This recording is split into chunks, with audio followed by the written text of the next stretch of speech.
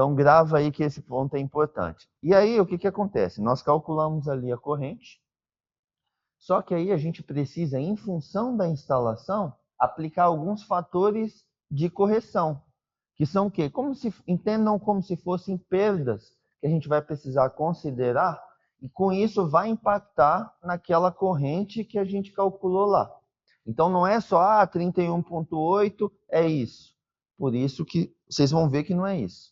Ó, correção de temperatura, então em função da temperatura eu vou precisar aplicar um fator de correção.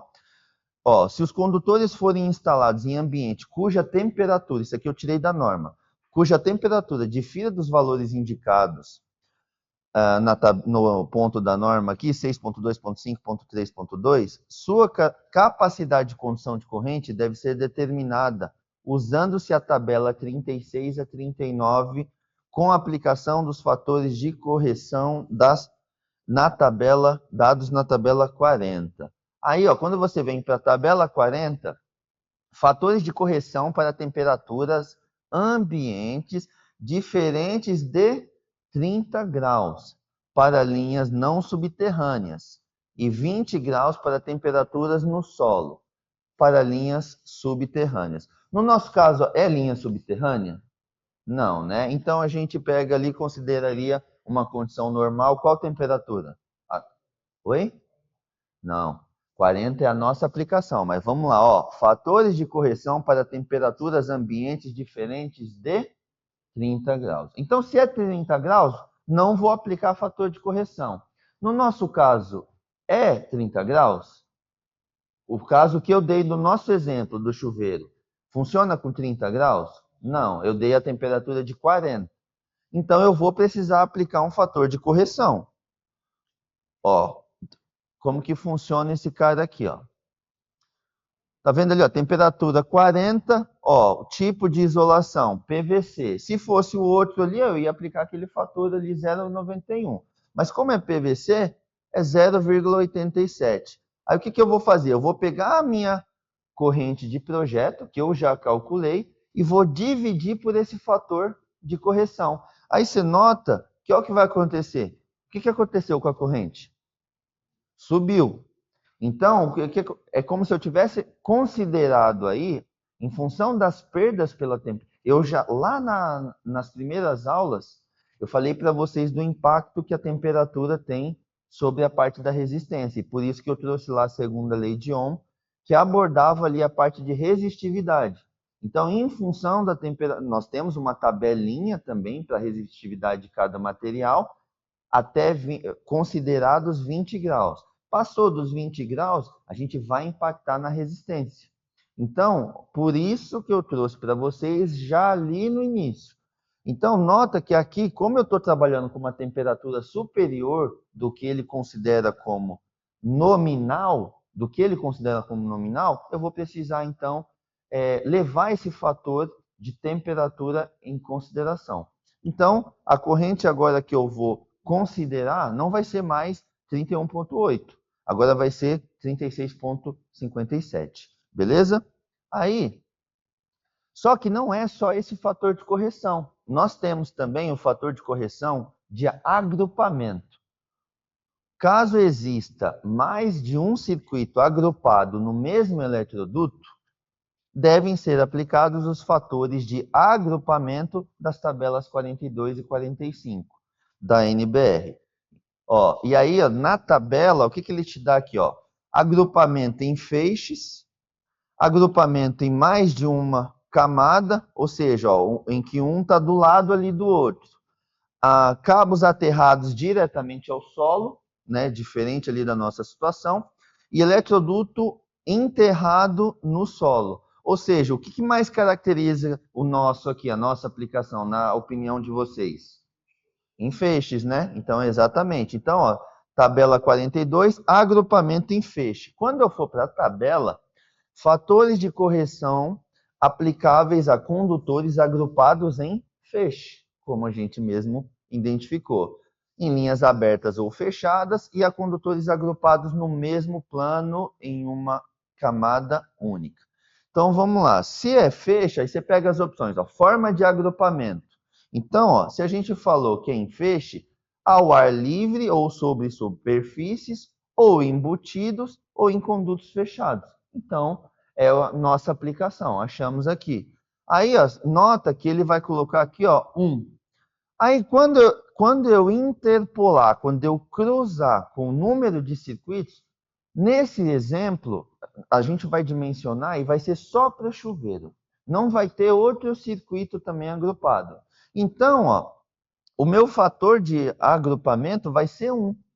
Então, vai ficar da mesma forma. Porém, se eu tivesse mais circuitos, o que pode acontecer, a norma permite isso, ela permite que você passe por um eletroduto, a quantidade de cabos de tal forma que não supere a área de 40% do eletroduto. Ou seja, eu não posso entubar o eletroduto com cabo. Não, isso acontece em campo? Sim, mas a norma dá um direcionamento, eu estou explicando para vocês o que ela orienta. Se a gente vai encontrar isso no campo, no âmbito mais comercial ali, a nossa realidade no campo, a gente até entende que isso é respeitado. Agora, por exemplo, quando a gente vai para a instalação residencial, onde não tem norma, desculpa, onde não tem fiscalização, aí já é um pouco mais complicado. Mas só para que vocês entendam, posso sim passar mais de um circuito num único condutor, num único eletroduto, porém eu tenho que respeitar o limite ali de 40% da área. Ou seja, quase 50% eu posso preencher com cabo.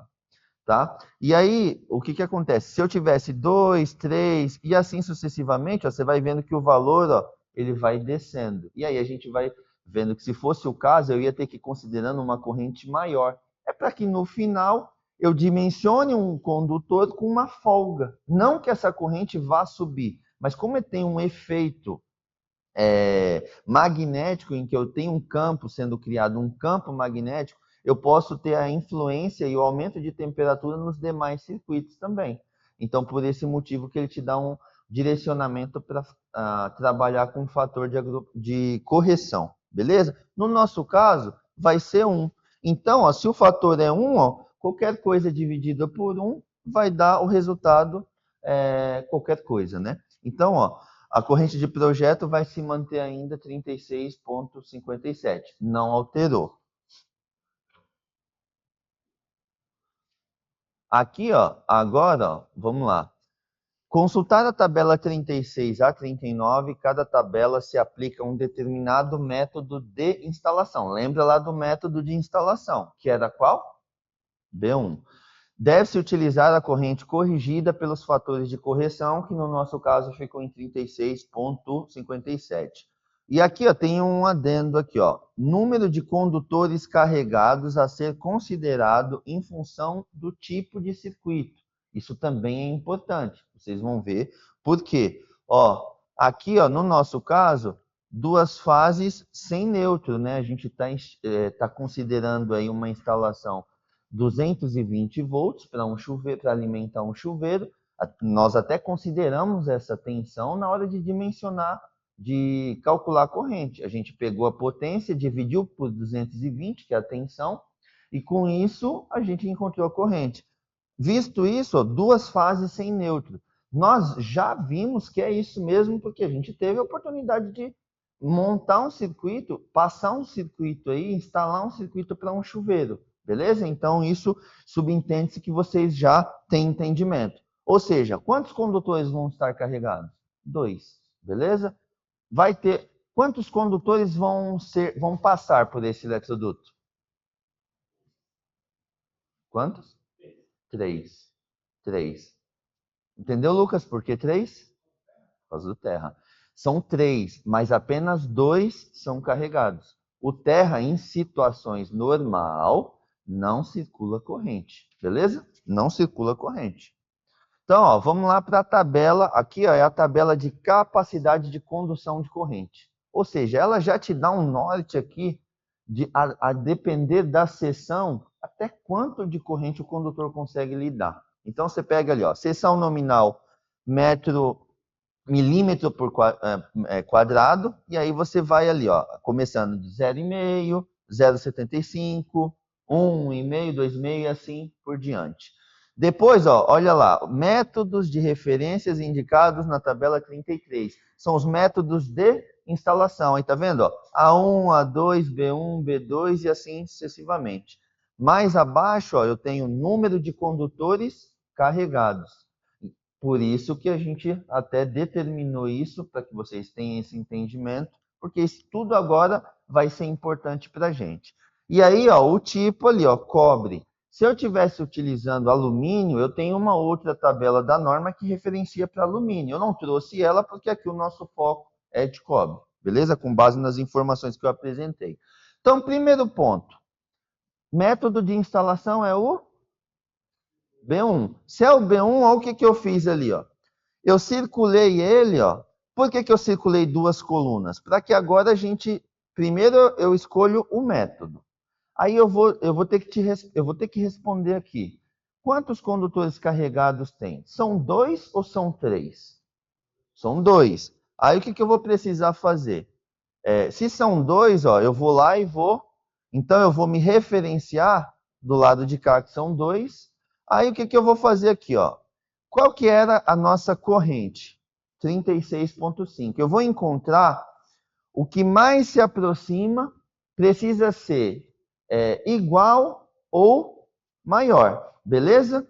Que é o que a gente calculou. A corrente mais próxima, maior, a gente vai ter ali que é o 41. Tá vendo? Ó, 32 não atende. Olha, se eu não tivesse levado o fator da temperatura em consideração, tinha dado 31,8, não tinha?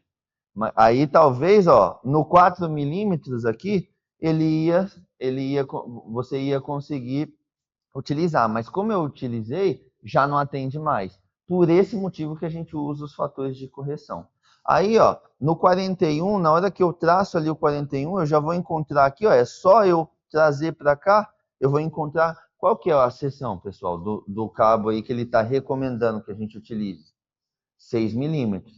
Então, nota que tudo que a gente fez para encontrar, aí o que ele fala lá também, ó, condutores cobre e alumínio, beleza?